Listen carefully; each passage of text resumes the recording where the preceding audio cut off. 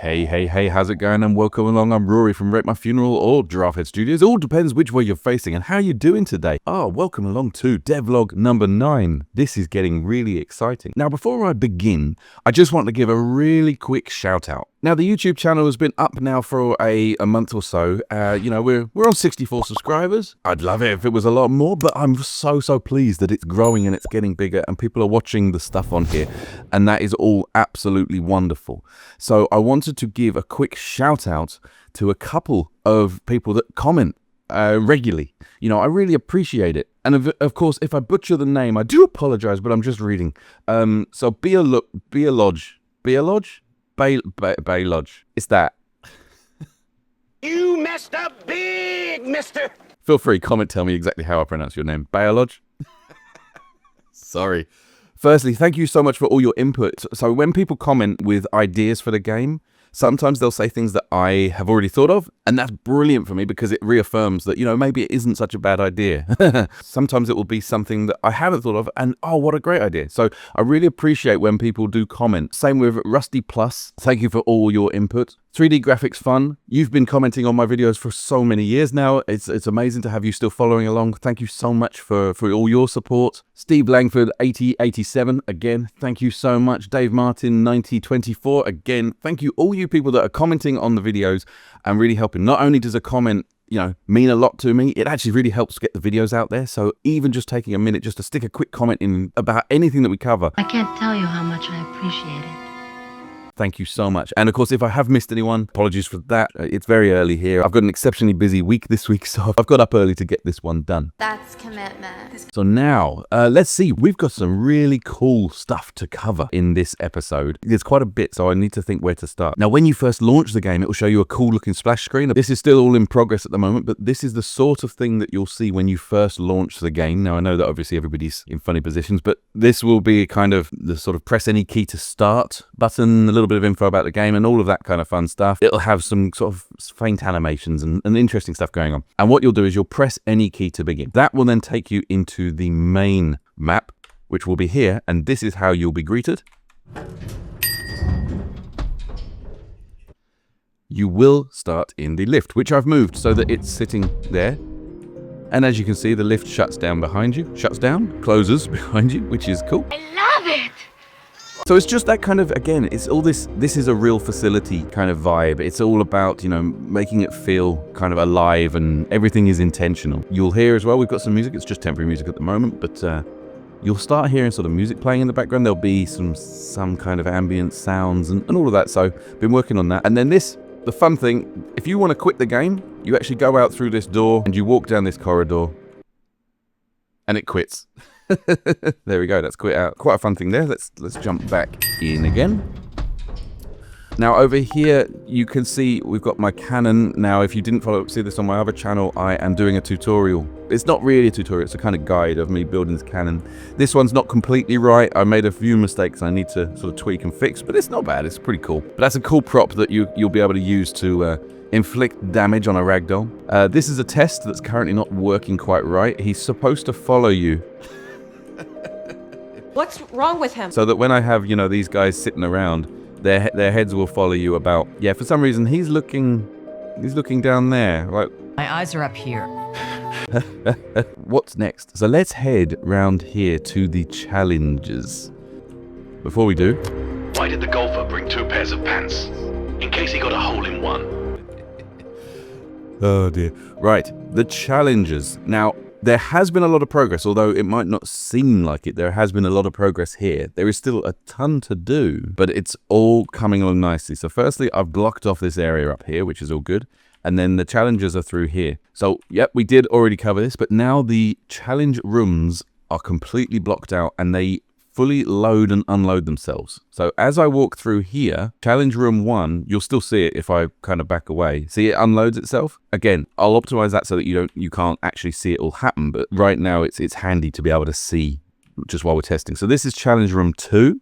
Now we have challenge room 3 through here. So we just come up through this little corridor. So there's always an airlock to allow us to handle. You can just see it up in the top left. It allows us to handle the loading and the unloading. You see, if I back away quick, you see it's not there. And then if you load here, it's there. So this is obviously good for optimization, keeping it running smooth, but we're also going to implement occlusion culling, right?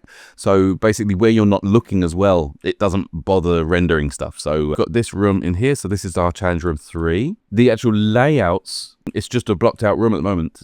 We've got plans for what is going to, the challenges that will be in this room. But of course, as I mentioned earlier, I'm more than happy for suggestions. We need your help. So in here, we've got challenge room 4, and you notice that everything is sort of leading on. Now, this one is going to be a traversal style challenge. So you're going to have to take out maybe the ragdoll in a slightly awkward position, and this floor is not going to be a clean, flat floor. So that's going to be fun. And then you've got challenge room 5, which has got quite a bit of an airlock between it, because we've actually come up quite high. And when we go into challenge room 5, at the moment, I've got something like this. Again, this is only the temporary block out. We should get a bit more going on in here very soon. And then this takes us back to the main corridor. So we go through this door, we come down these stairs, and then we go out through this door, and guess where we end up? That's right, we're back here again.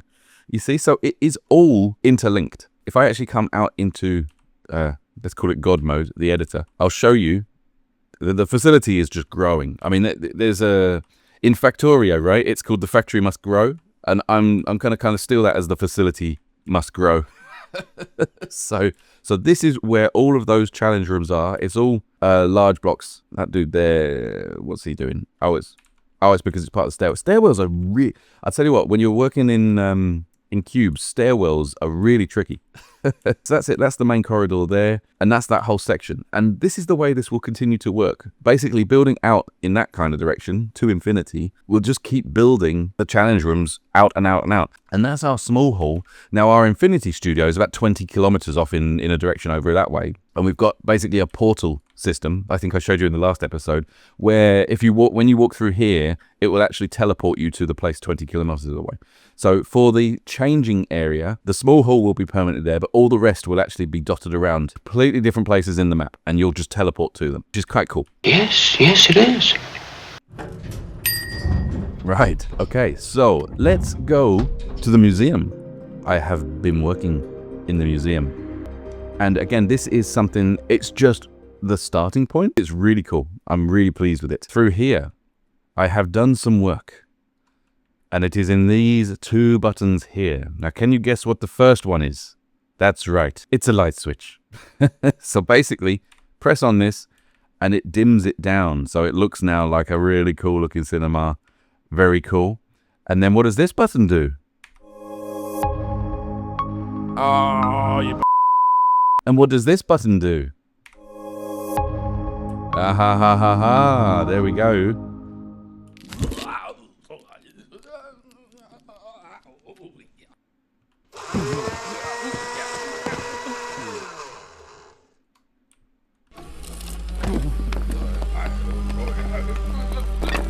So basically, what is happening here is that this button plays the video on the cinema screen, but there is also a rectangular light, a rec light, that is just in front of the screen, and it's using Unreal 5.5's mega lights. So now the illumination from that video is actually lighting this area, which is why you'll see, the whole room kind of goes a bit green because it's all very green. That is not just from the emission of the texture. There is an actual light that is now lighting this room with the information from the video. So not only does this look gorgeous and is really cool,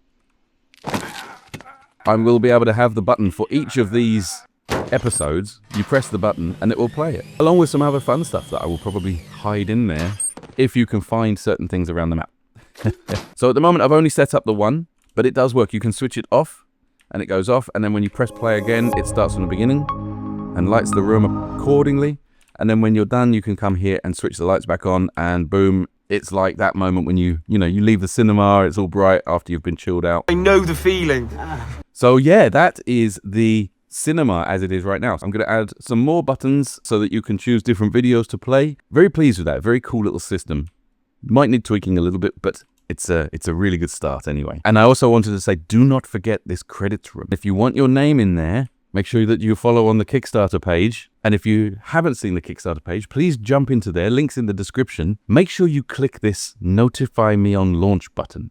because that way, when we launch all the stuff that's early, that there'll be a limited number of, you'll have an option to get. Because also, you know, when you click on that button, it's showing support for the project, which I cannot express how much I appreciate. I really, really do. I want to thank you very much for all of those that have done it so far. If you liked this video, please remember to hit the like button, hit the subscribe button, remember to click the little bell, then you get notified when I put up the new videos.